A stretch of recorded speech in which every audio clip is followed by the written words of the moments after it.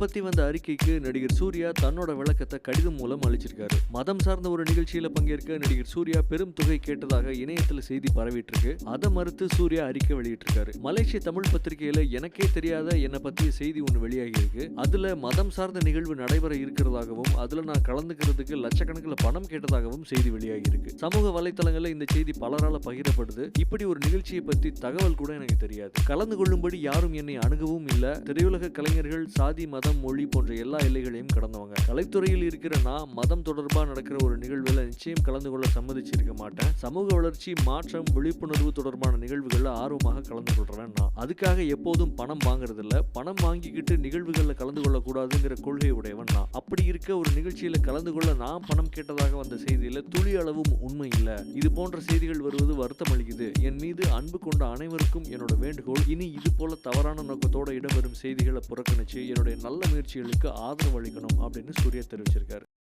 சரக்கு பாடல் அதுவும் அது தேவைப்படுற பாடல் தான் அது கதைக்கு. ஸோ பாலா அந்த பிளேட்டை தட்டினாரு, அந்தோனி பாடினாரு. நான் என் ஐஃபோனில் ரெக்கார்ட் பண்ணேன். அது ரெஃபரன்ஸ்க்காக எடுத்தது. எங்கள் டீமோட ஸ்பெஷாலிட்டி என்னன்னா, சாங்காக இருக்கட்டும், ஃபைட்டாக இருக்கட்டும் சார் ½ அன் ஹவரில் முடிக்கணும், 1 ஹவரில் முடிக்கணும் அப்படி தான் சொல்லுவோம். விஜய் சேதுபதிக்கு எப்போவுமே நான் ஸ்கிரிப்ட் சொல்லிடுவேன். ஏன்னா அவர்கிட்ட ஏதாவது ஒரு கருத்து சொல்லுவார், அதை ரைட்டு பண்ணிக்கலாம்னு சொல்லிட்டு. பாபிக்கு கண்டிப்பாக சொல்ல மாட்டேன். ஸோ இந்த 2 தான் படம் எடுக்கும் போது தான் சொன்னார். ஆக்சுவலி கதை நல்லா தான் இருக்குது அப்படின்னாரு. அது தெரியாமல் அந்த நம்பிக்கையெல்லாம் தான் நடிக்க வந்தீங்களா சார்? இல்லை, அன்றைக்கி நீங்கள் இது எப்போனா ஷூட்டிங் நடந்து ஒரு 40 நாள் கழிச்சு சொன்னார். அப்புறம் இந்த கேரக்டர்னு யோசிக்கும் போது அசிஸ்டன்ஸ் அவங்க சொன்னாங்க அவர் பண்ணலாமேன்னு சொல்லிட்டு. அப்புறம் அவரை கூப்பிட்டு ஆடிஷன் பண்ணி டார்ச்சர் பண்ணி ஒரு 6 வாட்டி ஆடிஷன் பண்ணி திரும்ப ஆனால் எல்லா வாட்டி வந்தார், ரெகுலராக வந்தார். சீரியஸாக சொன்னார், இல்லை ஆக்சுவலி கார்த்திக் கூப்பிட்டார், என்னென்ன அந்த பொண்ணு என் கண்ணை பார்க்கறதுனால டிஸ்டர்ப் ஆகுதுன்னு நினைக்கிறேன் அப்படின்னாரு.